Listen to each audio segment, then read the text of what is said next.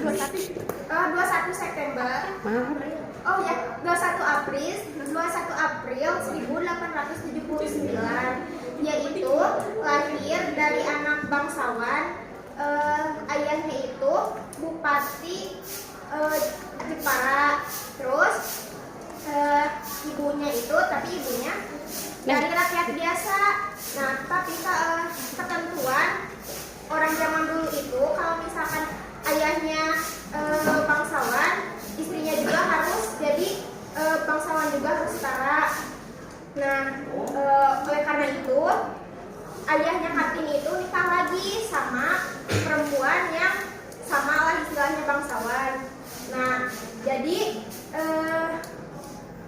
ibu tirinya Kartini itu harus dianggap sebagai ibu yang asli karena emang ketentuannya dari sana. Terus habis itu Kartini ya sakit hati karena ibunya jadi istri yang kedua gitu kalau misalkan dari kerajaan.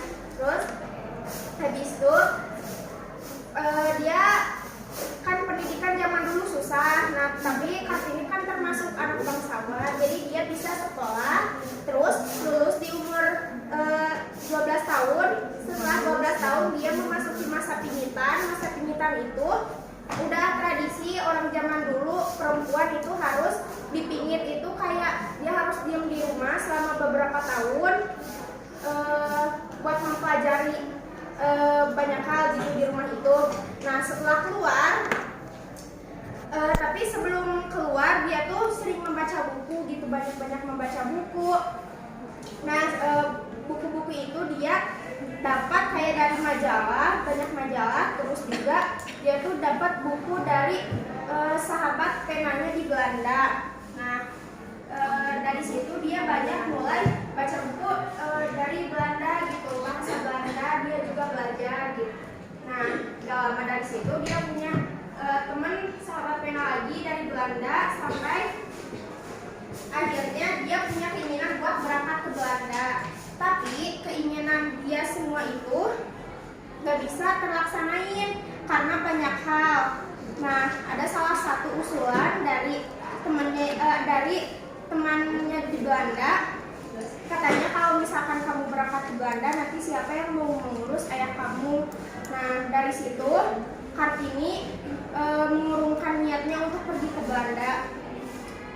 Gak lama setelah itu Kartini dilamar oleh bupati dari bupati Jember, bupati. Nah, habis itu tapi bupati itu sudah mempunyai 2 istri dan 7 anak. Rembang ya? Nah, pada tanggal suaminya kan bupati Rembang. Pada tanggal 8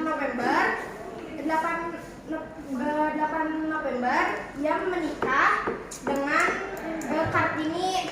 Nah, mempunyai 1 anak yang bernama Susalit. Nah, habis itu setelah melahirkan anaknya pada tanggal 13 September 1904,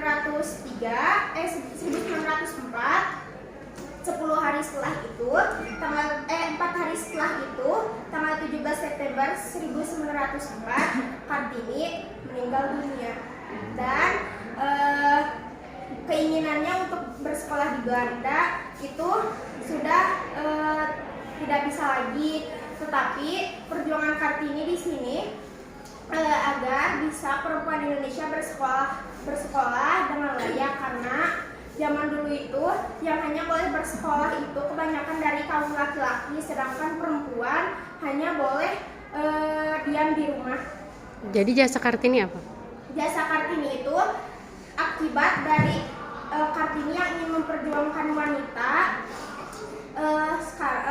Mulai dari tahun 1900 setelah Kartini meninggal, pemerintah mulai membangun sekolah-sekolah itu karena inspirasinya dari Kartini.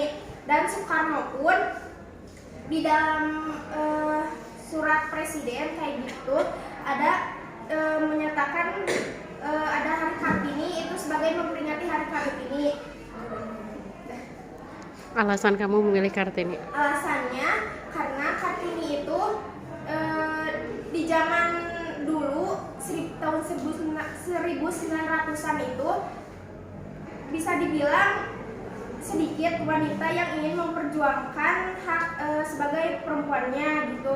Soalnya ya zaman dulu tertindas banget, tapi ilmu pengetahuan Kartini itu sangat luas, sampai-sampai dia bisa belajar bahasa Belanda gitu. Jadi mau dalam keadaan apapun jangan mau kalah gitu. Harus tunjukin kalau misalkan perempuan juga bisa buat bisa mengambil tindakan yang baik. Sudah?